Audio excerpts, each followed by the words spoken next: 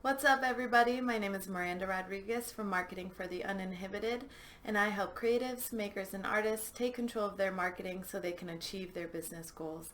And this week, I'm back with another Marketing Monday. Damn, we're halfway through June. How's your marketing going? How are you doing? Things are getting a little hectic this time of year. I know they are for me. I'm sure they are for you too. So just hang in there, man. One thing at a time. So all the time people approach me and they're like, hey, you're a marketing consultant, so I need like 100 clients by Thursday so that I can meet my goals this month. What would you do? What do you think about that? Can you help me?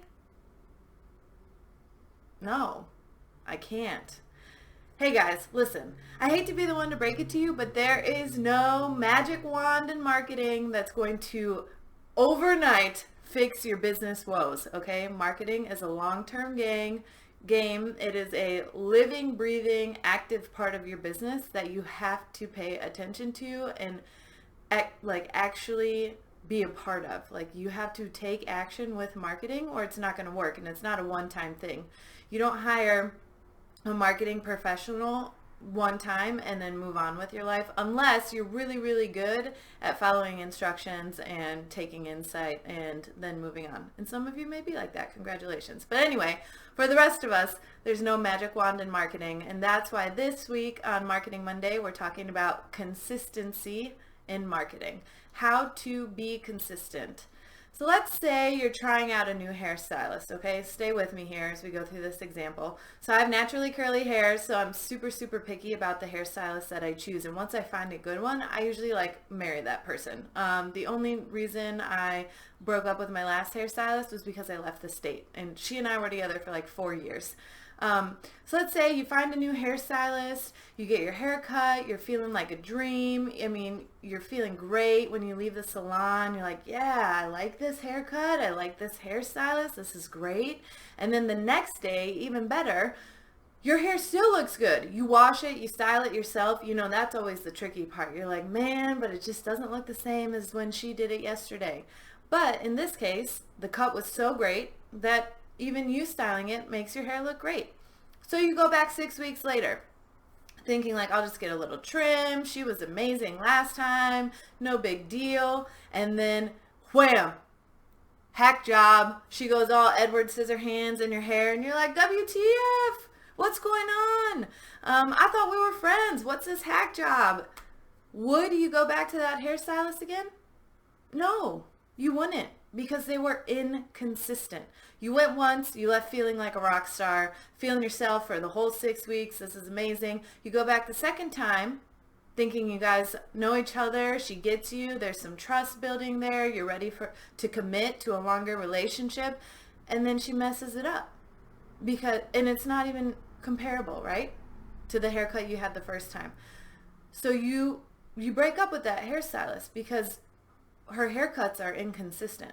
Now, small business owners, we are very quick to find inconsistencies in other people's businesses and in their marketing and their customer service, you name it, we're going to call it out. But when it comes to holding ourselves to the accountable for those same standards, to those same marketing standards of like, okay, we're going to be consistent, we're going to build trust, my customers feel this way about me, we don't hold ourselves to those same standards. So that's why being consistent is so key. When you're talking about building a business, you want to live up to what people are saying about you every single time. So when you left that haircut the first time, you probably told your friends, you probably told your family, like, this woman's amazing. If you have curly hair, I know I recommend my hairstylist all the time to all the curly hair girls I know. Shout out to you guys. So how do you stay consistent in your marketing? Number one, you have to know who you are. So as a company, you need to know who you are. What are your values? What do you stand for? What impact do you want to have on your target audience, in your community, in the world? As a business owner, who are you? Like, literally, what's your role in the business? Who are you? What do you do? Where are you from? Why did you start this business? As a service and product provider, what standards do you hold yourself to?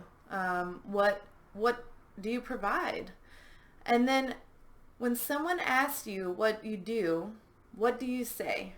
And I really think that once you answer these questions yourself, take some time, that it's really good to practice with someone outside of your industry. So I always am a proponent of networking face-to-face because it gives you a good chance to practice answering these questions. But also, if you're not quite there yet, you can just call a friend, or or maybe go have coffee or drinks with somebody that you trust who's not in your industry, because if they can understand what you do and your answers to these questions, then anybody will, right? Because if I'm in marketing and I talk to someone else in marketing and they get what I do just because they understand the industry and the business, that's different than someone who has no idea about marketing, right? Which a lot of my target audience, that's why they call me, because they're not the marketing experts. All right, that was a long-winded one. So how do you stay consistent in business? Number one, know who you are. Number two, understand how you make your customers feel. So this is so important. It's something we forget about. And if you watched last week's video, I touch on it there when we talk about your messaging and how to create empathy. So this week, understanding how your customers feel is empathy, right? Like really putting yourselves in your customer's shoes, but then understand how you want them to feel versus how they walk away from an interaction with you feeling. Are those two things consistent? And if not, why? And then what do they tell their friends and colleagues about you? Word of mouth is still the best referral source out there. So you really want to understand and tap into how people are talking about you and your business. And I don't mean like the petty bullshit, okay? I mean like constructive things. What are they saying about you? I'm not talking about gossip. You don't need to worry about gossip. We've got too many other things to worry about. And then really, really pay attention to what people are saying in their reviews. This is where you're going to want to use the words they're using to describe your work together and your business, and then send that message back to them, right? So when you're talking about your product or services, it's good to incorporate some of the words that your clients have used to describe that. So number two, how do you make your customers feel? Number one was know who you are. Number two, how do you make your customers feel? Number three, show up for your audience. I've said this before and I will say it again. Just show up. And this is like consistently. Whether you start a podcast, whether you start a weekly YouTube channel, whether you have a blog, whether you are just networking and out and about in the community, just show up for your audience. You have to get in front of them over and over and over again to get their attention. And if you think at any one point that you're annoying someone, then they're probably not your target audience. And then number four is just repeat, repeat, repeat. So in order to be consistent, you really need to know who you are, understand how you make your customers feel, and then show up for your audience, and then repeat the whole cycle. This is something that you will have to do continuously throughout your business and as your business evolves. All right, my marketing wizards, that's it for this week. Go forth, work your marketing magic. I believe in you, and I will see you here next Monday. Wow, it's our last Monday of June, isn't it, next week? And we're going to wrap it up with a Marketing Monday video next week. So have a great week.